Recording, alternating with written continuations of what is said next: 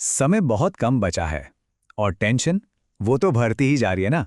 Board exams बस सिर पर हैं। तो चलिए बिना टाइम वेस्ट किए सीधे मुद्दे पर आते हैं। अगले 60 दिनों में 95% कैसे स्कोर करना है, इसका एक सॉलिड लास्ट मिनट ब्लूप्रिंट देखते हैं।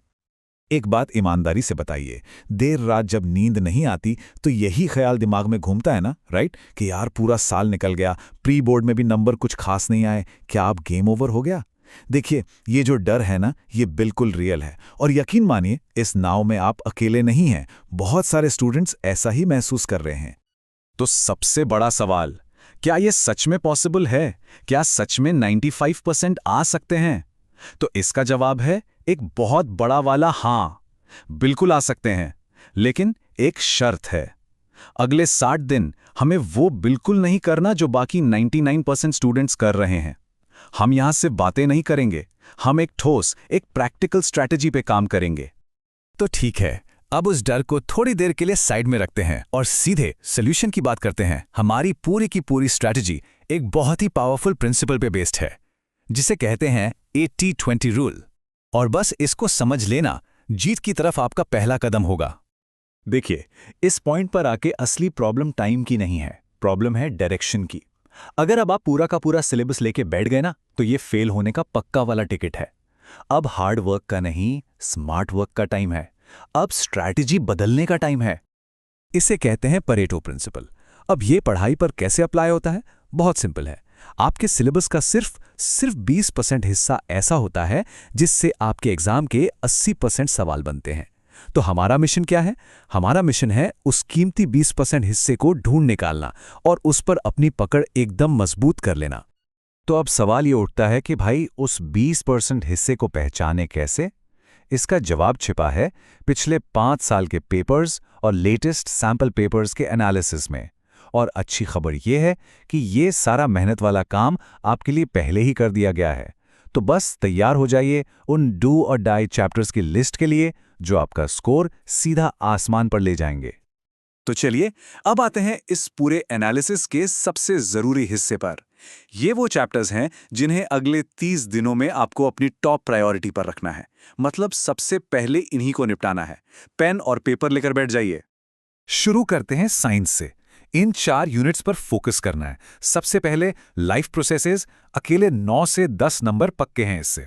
फिर है लाइट चैप्टर, यहां से न्यूमेरिकल आने की गारंटी है, इसको तो छोड़ने की गलती मत करना। मेटल्स और नॉन मेटल्स हाई वेटेज वाला है और कंपैरेटिवली आसान भी है। और हां, कार्बन एंड इट्स कंपाउंड्स, मैं जानता हूं ये थोड़ा मुश्किल लगता है, पर इसके सवाल ऑलमोस्ट हर साल रिपीट होते हैं। और साइंस के लिए एक प्रो टिप, बायोलॉजी के डायग्राम्स, इनकी प्रैक्टिस बहुत अच्छे से कर लीजिए। ये वो सोने की खान है जहां आपको बड़ी आसानी से फुल मार्क्स मिलते हैं। यहां एक भी नंबर कटने का चांस नहीं होता। अच्छा, अब आते हैं मैथ्स पर, जो मुझे पता है बहुत लोगों के लिए सिरदर्द होता है। देखिए, अगर मैथ्स वीक है तो सब कुछ करने की गलती बिल्कुल मत करना। सिर्फ अलजेब्रा यूनिट पकड़ लो, जिसमें polynomials, linear equations, AP, quadratic सब आता है। ये अकेली यूनिट 20 नंबर की है। ट्रिग्नोमेट्री से डर लगता है? कोई बात नहीं, सिर्फ एनसीईआरटी के सॉल्व्ड एग्जाम्पल्स कर लो, 12 नंबर पक्के। और स्टैटिस्टिक्स, यार ये 11 नंबर का सबसे हलवा टॉपिक है, इसमें एक भी नंबर छोड़ना सच में पाप है। अब बात सोशल साइंस की, जो कि एक समंदर की तरह है। लेकिन हमें पूरा समंदर नहीं छानना, हमें सिर्फ कुछ कीमती मोती चुनने हैं। हिस्ट्री में सब कुछ भूलकर सिर्फ और सिर्फ नेशनलिज्म इन इंडिया पर फोकस करो मैप वर्क के साथ। ज्योग्राफी में एग्रीकल्चर और मैन्युफैक्चरिंग इंडस्ट्रीज, ये 2 चैप्टर आपको सीधे 5 नंबर के सवाल देंगे। और सिविक्स में पॉलिटिकल पार्टीज और आउटकम्स ऑफ डेमोक्रेसी, बस ये आपके बेस्ट फ्रेंड्स हैं। और सोशल साइंस का सबसे बड़ा हैक, जो आपका गेम बदल देगा, वो है प्रेजेंटेशन। आंसर हमेशा पॉइंट्स में लिखने की आदत डाल लो, इससे चेकर पे जबरदस्त इंप्रेशन पड़ता है और कम लिखने पर भी फुल मार्क्स मिलने के चांस कई गुना बढ़ जाते हैं। तो ठीक है, क्या पढ़ना है ये तो अब एकदम क्लियर हो गया, पर असली गेम तो कैसे पढ़ने का है। तो चलिए अब एक ऐसे डेली प्लान की बात करते हैं जिससे कोई भी, सच में कोई भी फॉलो कर सकता है। एक ऐसा रूटीन जो आपको पटरी से उतरने नहीं देगा। अपने दिन को सिर्फ 3 हिस्सों में बांटना है। पहला स्लॉट 2 घंटे का लर्निंग स्लॉट। इसमें कोई भी नया टॉपिक पकड़ो, उसका 1 शॉट वीडियो देखो और बस बुक में ही इंपॉर्टेंट चीजें अंडरलाइन कर लो। नोट्स बनाने में टाइम वेस्ट बिल्कुल नहीं करना है। दूसरा स्लॉट 1.5 घंटे का प्रैक्टिस स्लॉट। ये टाइम रिजर्व्ड है सिर्फ मैथ्स या साइंस के न्यूमेरिकल्स के लिए। शुरुआत करो एनसीईआरटी के एग्जाम्पल से। और तीसरा, 1 घंटे का रिवीजन स्लॉट। ये सोने से ठीक पहले करना है।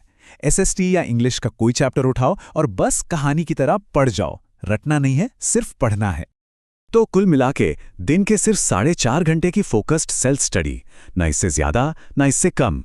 लेकिन एक बात याद रखना, असली गेम चेंजर यहां पर है कंसिस्टेंसी।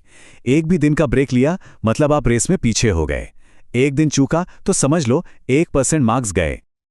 चलिए अब उस एक डर की बात करते हैं जो मुझे पता है इस वक्त सबसे ज्यादा परेशान कर रहा होगा, और वो है प्री बोर्ड के खराब रिजल्ट्स। पर घबराइए नहीं, हम इस निराशा को ही अपनी सबसे बड़ी ताकत बनाएंगे।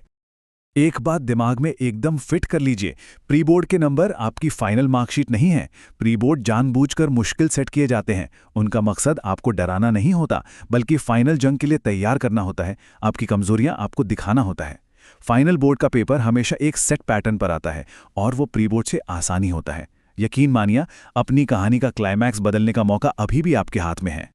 तो आज अभी खुद से एक वादा कीजिए, ये सिर्फ एक प्लान नहीं है, ये एक कमिटमेंट है। ये यकीन कि हाँ, मैं 95% स्कोर कर सकता हूं, इस सफर का सबसे पहला और सबसे जरूरी स्टेप है।